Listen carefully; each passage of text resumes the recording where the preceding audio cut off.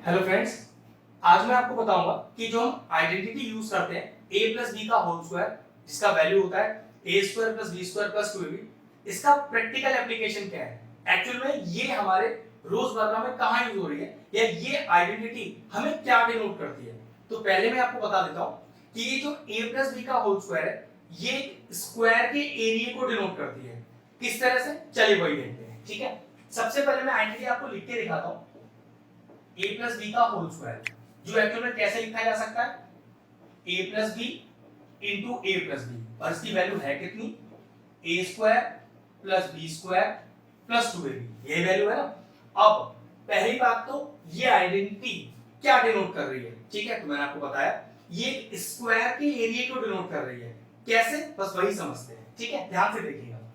मान लीजिए मैंने एक लाइन ली और मैं इस जो मैं बनाने वाला हूं उसको इसको मैच भी करके दिखाऊंगा कि एरिया ऑफ स्क्वायर कैसे निकल रहा है। ठीक है, चलिए मैंने एक लाइन ली ए बी, ठीक, मैंने वहां एक पॉइंट रखा अपनी तरफ से कितनी भी दूरी पर, और इस पॉइंट की दूरी मान ली मैंने छोटा है। ठीक, तो बची हुई दूरी कितनी मानूंगा, ध्यान से समझिएगा, बी, ध्यान समझिएगा। एक लाइन ली मैंने ए जिस पर कहीं मैंने एक पॉइंट मान लिया, ठीक है, और इस पॉइंट का नाम दे देते हैं, मान लीजिए सी। तो A से C तक की दूरी को अगर मैं A लेट कर लूं और C से B तक की दूरी को अगर मैं छोटा b लेट कर लूं, तो देखना ये कुल दूरी कितनी हो गई, ये कुल दूरी हो गई आपके पास a प्लस बी। अब मैंने आपको क्या बताया था कि हम ये आइडेंटिटी को कहां यूज करते हैं, स्क्वायर का एरिया निकालने के लिए। मतलब पक्की बात है यहां स्क्वायर जैसा कोई चीज बन रहा होगा। तो चलो मैंने क्या किया, इन लाइनों को एक्सटेंड किया, ध्यान से समझना। अब ये जो पॉइंट सी है इस पर एक परपेंडिकुलर डालो, एक बिल्कुल स्ट्रेट लाइन।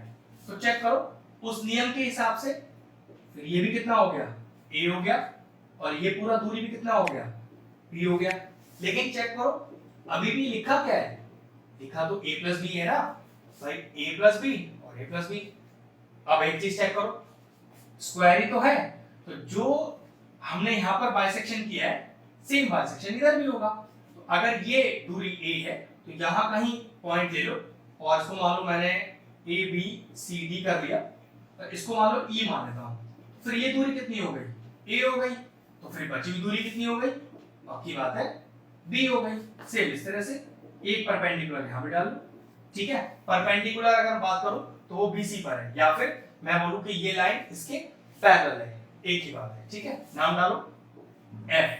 अब जरा ध्यान से देखना, ये a है तो ये भी a हो गया, ये भी a हो गया, चेक करो ये भी a हो गया, फिर ये भी a हो गया।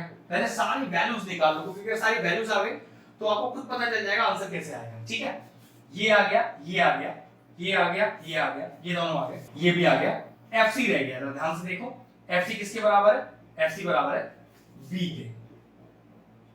चलो अब जरा ध्यान से देखना, अब मैंने सारे नाम भी दे दिए, F के साथ ये G भी मान लेते हैं। ठीक है, इधर माना मैंने H, सारे पॉइंट्स नाम दे दिए।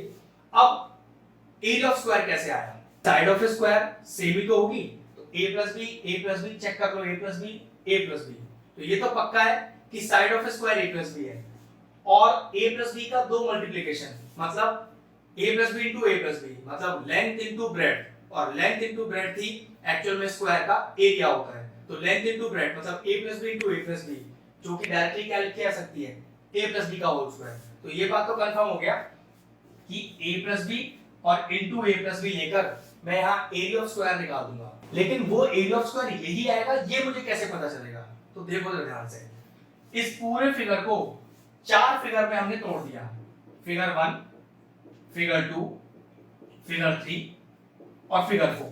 ठीक है, चलो पहले फिगर की बात करते हैं, ध्यान से देखना। ये जो पूरा स्क्वायर है ये चार फिगर में टूट गया, और चारों फिगर का कंबाइंड एरिया हमें एक्चुअल में ये दे देगा, जो कि एक्चुअल में स्क्वायर का ही एरिया होगा। तो चलो देख लेते हैं, पहले फिगर 1 की बात करें तो फिगर 1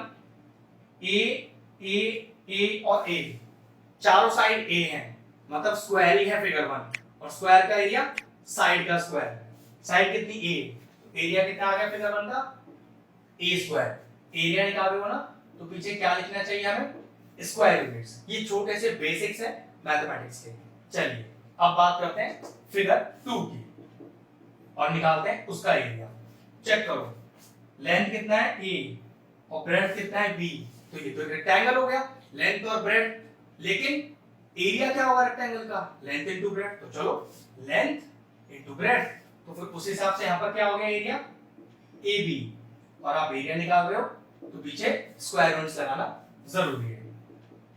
चलिए थर्ड फिगर की बात करते हैं। थर्ड फिगर देखो क्या चीज है, ये है A, ये कितना है B, A और B मतलब ये फिर रेक्टेंगल हो गया, लेकिन निकाल तो हम चारों फिगर का एरिया रहे ना, तो रेक्टेंगल का एरिया लेंथ इनटू ब्रेड्थ, तो A इनटू B। यहाँ पर भी एरिया कितना हो गया A इनटू B, निकाल तो एरिया ही रहे तो स्क्वायर यूनिट्स। चलिए अब फिगर 4, चलिए अब नंबर है चौथे फिगर के एरिया का। तो चौथा फिगर देखना है क्या है अपने पास, B B B और B, ये एक स्क्वायर है, तो स्क्वायर का एरिया साइड स्क्वायर मतलब B का स्क्वायर। तो फोर्थ फिगर का एरिया कितना आ गया, ये आ गया आपके पास B स्क्वायर, और एरिया निकाल रहे हो तो स्क्वायर यूनिट्स, और इन चारों फिगर के कंबाइंड एरिया को एरिया ऑफ स्क्वायर बोलेंगे, और जो यही आना चाहिए ये भी कंफर्म है।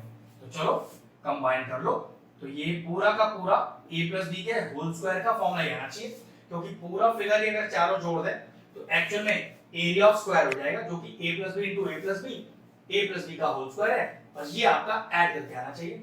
चलो ऐड करो सबको, a square plus ab plus b square, तो चेक कर लो a square ab plus ab 2ab plus b square, a plus b का होल स्क्वायर का आइडेंटिटी देखो एग्जैक्टली मैच हो गया। कहने का मतलब वही कि a प्लस b का जो होल स्क्वायर होता है वो एक्चुअल में किसी स्क्वायर के एरिया को निकालने को बोलते हैं, ठीक है, और प्रैक्टिकल एप्लीकेशन कुछ इस तरह से है। तो ये टॉपिक कंप्लीट हुआ। अगर हमारे व्यूअर्स को हमारे वीडियोस पसंद आ रहे हैं तो हमारे चैनल को सब्सक्राइब कर लें और साथ में लगे बेल आइकन को भी हिट कर दें। आपको अगर मैथ से जुड़ा कोई क्वेरी है किसी भी क्लास के लिए तो वो आप मुझे व्हाट्सएप कर सकते हैं, जो नीचे नंबर आ रहा है। आपका जो सोल्यूशन है मैं जल्दी से जल्दी देने का कोशिश करूंगा।